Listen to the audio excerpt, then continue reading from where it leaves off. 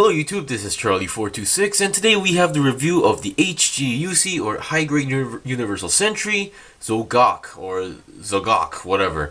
Because its pronunciation is pretty similar to the Zgok. Well, because while this one has an extra O into it, and so yeah.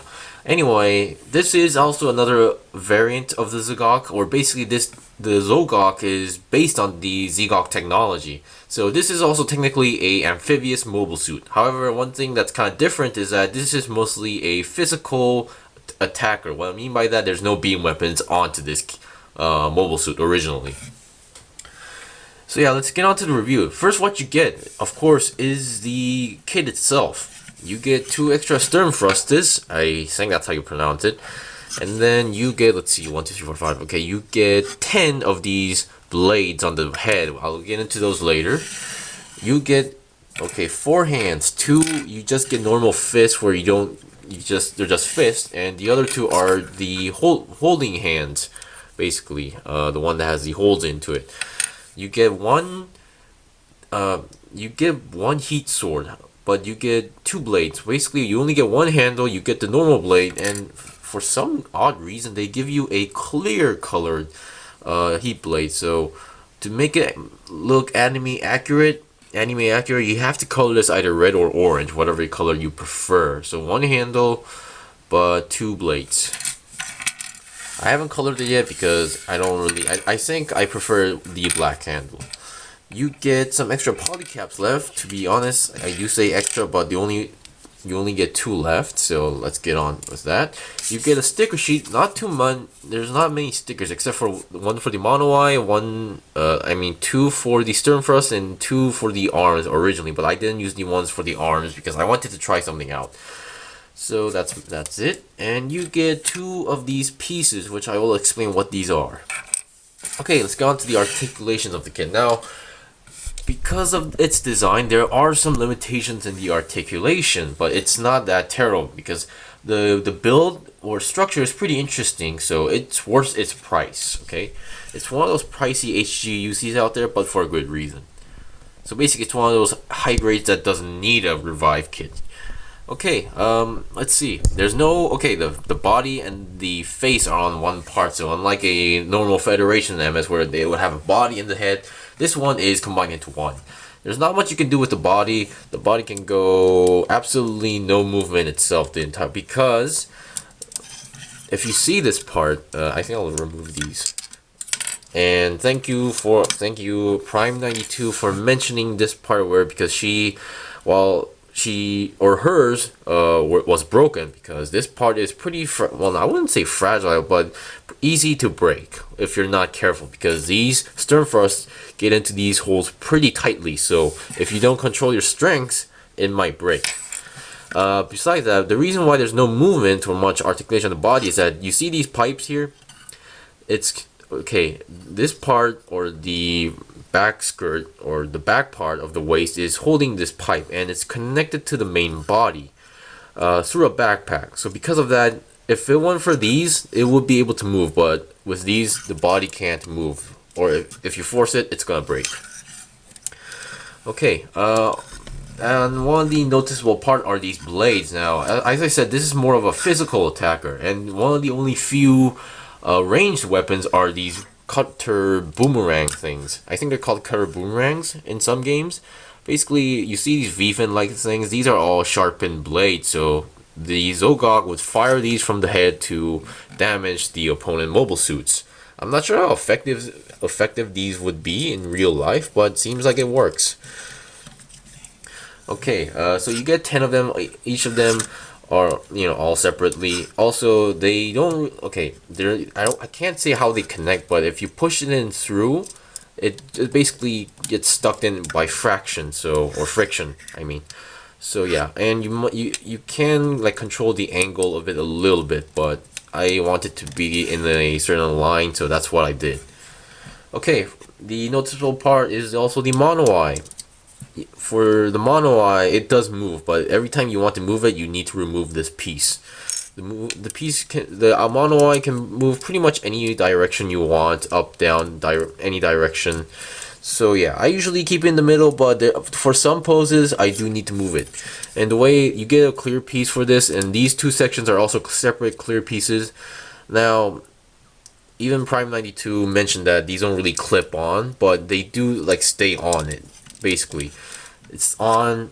You shake it, it won't fall off, but it doesn't really have that clipping, feeling to it. So just letting you guys know. The arms now, surprisingly, these are not connected by ball joints, I believe. Not all of them. Usually they're either connected with polycaps and just a peg.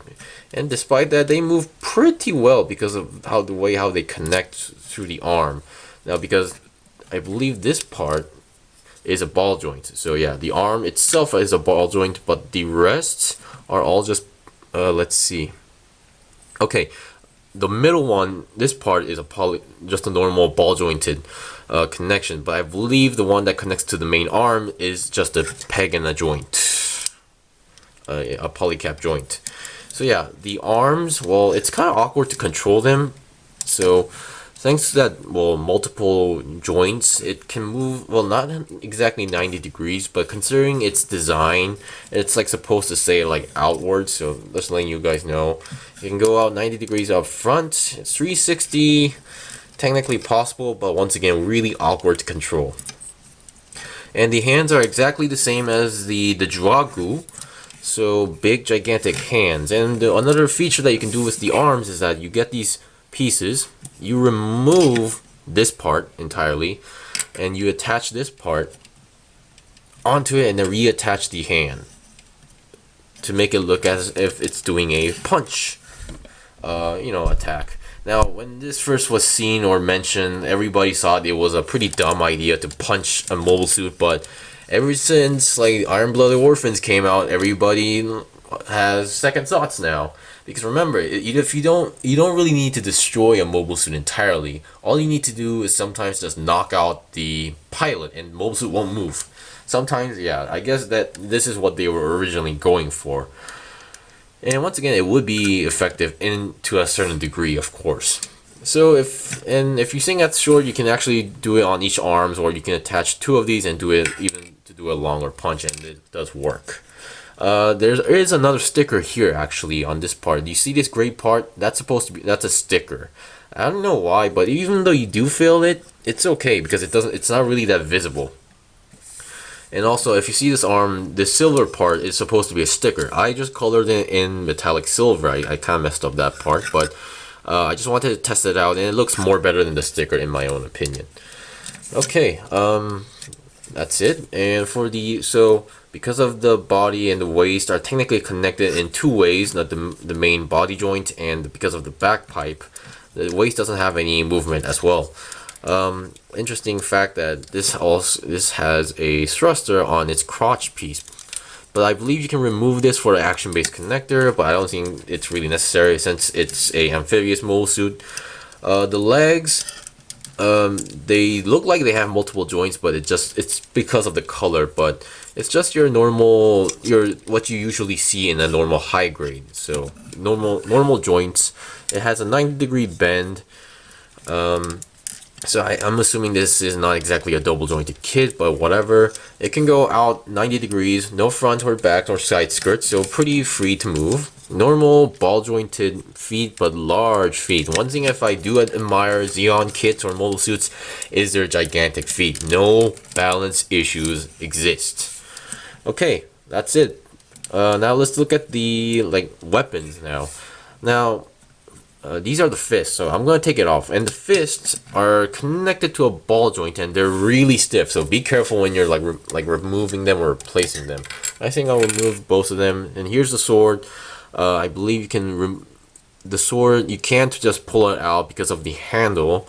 What you need to do is actually separate the fingers and then reattach it like that. Like this. You have to take off the hand, reattach it. So that's basically it. I'm not gonna change the blade because they're technically the same size but different color. You can do that. And let's see, where's the other hand? The other hand also pretty wide. Of course, they have this empty space in the fingers. I don't know why that was necessary, but they could have just filled it in. But it's not too noticeable as well because I believe the fists Oh yeah, also the normal fist has that problem. Okay, that's pretty much it. The sword, nothing too special. You can just attach the stern thrust like these, and these white section here are a sticker. They turned out pretty well, so I just used them.